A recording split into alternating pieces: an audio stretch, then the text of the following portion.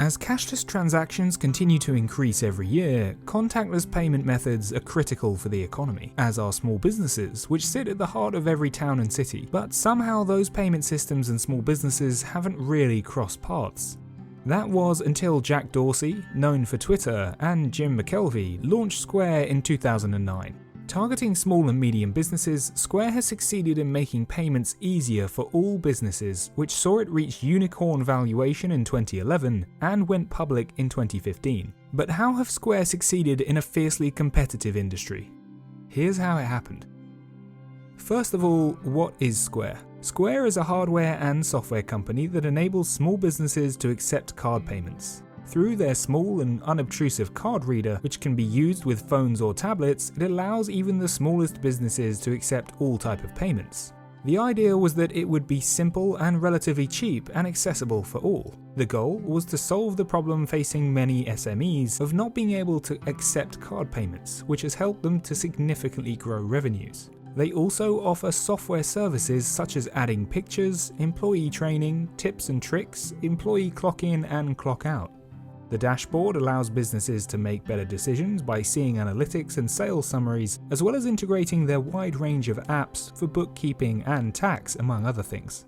Square then makes its money by taking a small percentage fee from each payment made, but offers their app and card reader completely for free, making everything as simple as possible. Its origin story saw Jim McKelvey face these problems as a glassblower back in the day, as he failed to accept a $3,000 payment because he didn't have the right tools to accept card payments. This frustration saw McKelvey reach out to Jack Dorsey, a friend and the Twitter co-founder, who saw his future in the electric car market but thought the financial barriers to entry were too high, and thus they embarked on a new software venture. The main issue was the crazy fees that existed previously for payment processing. Square was a simple idea, using a Square card reader connected to a phone that could act as a point-of-sale system.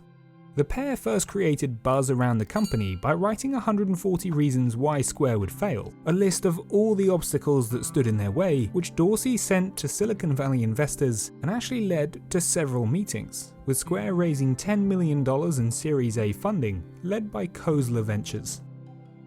Simple hardware and preempting problems helped raise further funding, and their initial card readers were analog devices, so simple and cheap to manufacture, but others saw them as too simple that they were security risks, as they could act as a credit card skimmer, exposing users' details, with Square having to introduce encryption. But Square saw some significant partnerships along the way that helped propel them forwards. First of all, they partnered with Visa in a clever move that added credibility to the business, with Visa getting a cut of Square's success. So a win-win for both sides. Square also entered into a partnership with Starbucks in 2012 that would see the stores use Square payment systems at 7,000 locations across the US, and saw a $25 million investment and a board seat. This provided significant exposure for the brand until 2014, when Starbucks stopped accepting Square's wallet, and in 2015 when they stopped using the payment readers altogether. As Square continued to grow, they launched new products and services to distinguish themselves, like the Square Wallet, where customers could put their card details on the Square system and pay just by mentioning their name. The Square Register, which was an iPad that came with Square software to replace cash registers in stores. Square Cash was launched in 2013 as a peer-to-peer payment platform, which included a virtual debit card and allowed people to transfer money to each other free of charge. Square Capital launched in 2014 as a lending arm of the business to lend credit to small shops. This growth saw more funding, and by 2015 led to an IPO, which valued Square at about $3 billion, which was actually a disappointing valuation. But the company was still leaking cash, losing $53 million on revenues of $330 million in 2015. Many expected a disappointing future for Square, but they continued to expand and grow, acquiring framed data, and they expanded internationally to look at Australia and the UK, among other countries, now boasting over 1 million businesses that use Square systems. Their fast growth and success comes down to a number of factors.